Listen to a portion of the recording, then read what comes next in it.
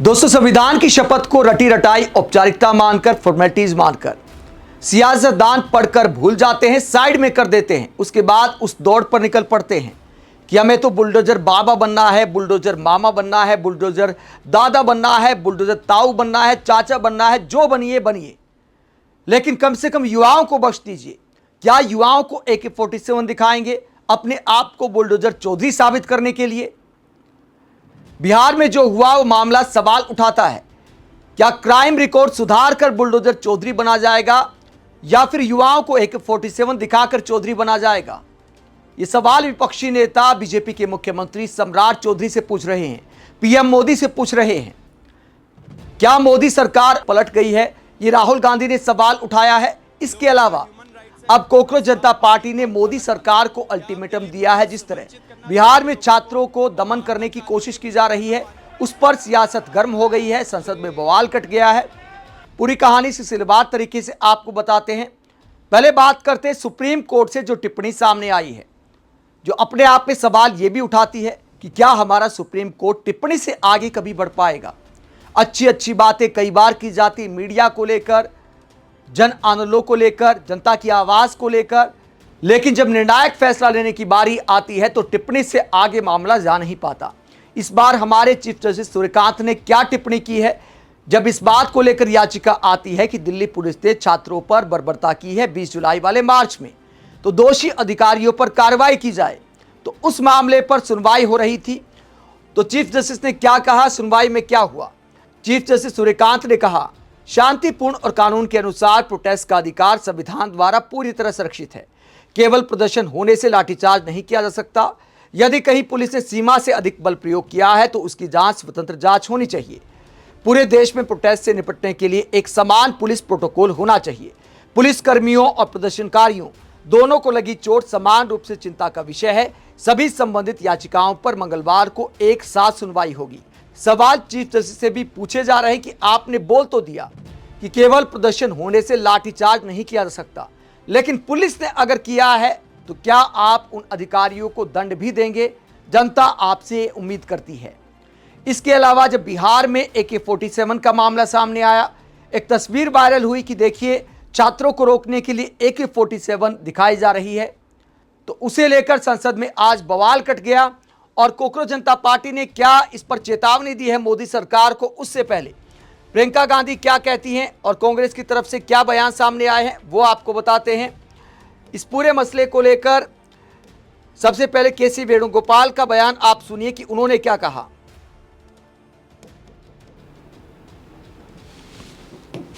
Our demand is very clear.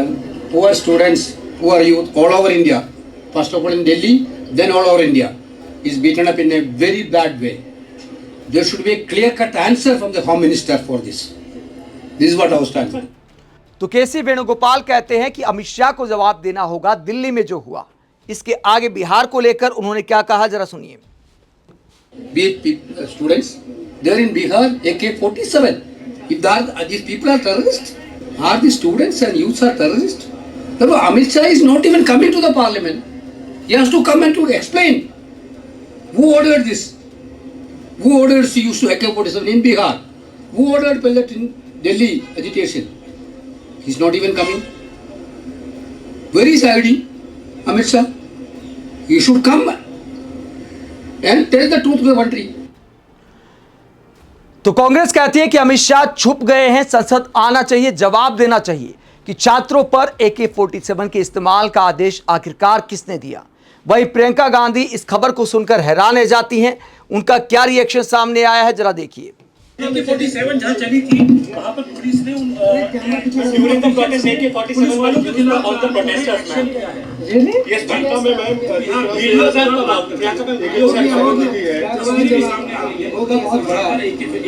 हद हो गई। ये इन्होंने अभी भी FIR दर्ज की है स्टूडेंट्स के खिलाफ, शायद कल रात को या आज सुबह, बिहार में, बंगाल में। तो ये अपनी आदतों से बाज तो आए नहीं है। और मैंने सुना है, वेरीफाइड नहीं है, लेकिन मैंने सुना है कि जो लड़कियां गई थी प्रोटेस्ट में, कई लड़कियों के पेरेंट्स को फ़ोन आ रहे हैं, उनको धमकाया जा रहा है कि तुमने अपनी लड़कियों को भेजा। क्या मतलब है ये? क्या हमारे देश में लड़की प्रोटेस्ट नहीं कर सकती? क्या मतलब है? तो प्रियंका गांधी कहती कि हद हो गई है, छात्रों को जिस तरह ट्रीट किया जा रहा है, AK-47 का इस्तेमाल किया जा रहा है, छात्रों पर मुकदमे किए जा रहे हैं। और क्या सरकार ने वादा खिलाफी की है? क्योंकि मोदी सरकार ने वादा किया था कि दिल्ली हो या बीजेपी शासित कोई भी राज्य हो, वहां पर अगर कोई FIR होती है तो मुकदमा वापस लिया जाएगा। छात्रों पर कोई मुकदमा इस आंदोलन के संदर्भ में नहीं किया जाएगा। अब इसे लेकर कोकरोच जनता पार्टी की तरफ से भी जवाब सामने आया है। इस पूरे मसले को लेकर सौरभ दास ने पोस्ट किया है और क्या आरोप लगाए हैं मोदी सरकार पर और क्या अल्टीमेटम दिया है। सौरभ दास कहते हैं, हमें असम, पश्चिम बंगाल और बिहार जैसे राज्यों से कई ऐसे रिपोर्ट मिल रही हैं जिनमें छात्रों और दूसरे प्रदर्शनकारियों को सरकारी एजेंसियों द्वारा निशाना बनाए जाने, हिरासत में लिए जाने या गिरफ्तार किए जाने की बात कही गई है। इसे लेकर हम बहुत चिंतित हैं। कोकरोच जनता पार्टी ने अपना देशव्यापी विरोध प्रदर्शन तभी वापस लिया था जब भारत सरकार ने हमें भरोसा दिलाया था कि बीजेपी या NDA शासित किसी भी राज्य में किसी भी प्रदर्शनकारी के खिलाफ अभी या भविष्य में कोई दंडात्मक कार्रवाई नहीं की जाएगी। इसीलिए इन राज्यों से आ रही रिपोर्ट गंभीर चिंता का विषय है। आगे वो कहते हैं, पहली बात, हम हर प्रदर्शनकारी को भरोसा दिलाना चाहते हैं कि हमारी कानूनी टीम संबंधित राज्यों के बेहतरीन वकीलों के साथ मिलकर हिरासत में लिए गए लोगों की रिहाई सुनिश्चित करने और हर संभव कानूनी मदद पहुंचाने के लिए काम कर रही है। ये काम पहले दिन से ही हो रहा है। दूसरी बात, हम भारत सरकार से, खासकर JP नड्डा जी से और डॉक्टर जितेंद्र सिंह जी से अपील करते हैं कि वो हमें दिए गए भरोसे का तुरंत पालन करें, वो हिरासत में लिए गए लोगों की रिहाई सुनिश्चित करें और ये निर्देश दें कि देश में कहीं भी किसी भी प्रदर्शनकारी के खिलाफ कोई जबरदस्ती या बदले की भावना से कार्रवाई न की जाए। जो FIR दर्ज की गई है उन्हें भी वापस लिया जाना चाहिए। आगे वो कहते हैं, भारत सरकार को इस मामले में कल मंगलवार 28 जुलाई 2026 तक हमें लिखित गारंटी देने के अपने वादे की भी याद दिलाई जाती है। यानी सरकार ने जो समझौता हुआ था उसके तहत कहा था कि 28 जुलाई तक लिख कर दे देंगे। आगे सौरभ दास कहते हैं, देशव्यापी विरोध प्रदर्शन को रोकने का हमारा फैसला नेक नियत से और पूरी तरह सरकार के इस भरोसे पर लिया गया था कि वो अपनी बात पर कायम रहेगी। अगर सरकार उस भरोसे को तोड़ती है तो ये ना सिर्फ कोकरोच जनता पार्टी के साथ विश्वासघात होगा, बल्कि उन लाखों युवा भारतीयों के भरोसे को भी तोड़ना होगा जिन्होंने विरोध प्रदर्शन की बजाय बातचीत का रास्ता चुना। युवाओं के लिए भरोसे का ऐसा उल्लंघन बिल्कुल भी मंजूर नहीं होगा। तो सौरभ दास कहते हैं कि सरकार अगर वादे पर खरा नहीं उतरती है तो इसे मंजूर नहीं किया जाएगा। ऐसे में सवाल ये भी उठता है कि अगर वादा नहीं निभाया गया तो क्या कहीं और आंदोलन किया जाएगा? अगर बिहार में वादा खिलाफी की गई है तो क्या बिहार में आंदोलन किया जाएगा? ये सारे सवाल वर्तमान हालात को देखकर खड़े हो गए हैं। वही एक और खबर सामने आई है कि मेदांता अस्पताल से एक अच्छी खबर भी सामने आई है। सोनम वांगचुक फिट हो गए हैं और उसके बाद उन्होंने कहां जाने का ऐलान किया है। सोनम वांगचुक का ये वीडियो सामने आया है। उन्होंने क्या बोला है अपने चाहने वालों के नाम, जरा सुनिए। वो दिन आया। नमस्कार सभी को। आखिर आज वो दिन आया जब कि मैं इस अस्पताल से डिस्चार्ज हो रहा हूँ। काफ़ी बेहतर महसूस कर रहा हूँ, खा रहा हूँ धीरे धीरे और शरीर में भी जान आ रही है।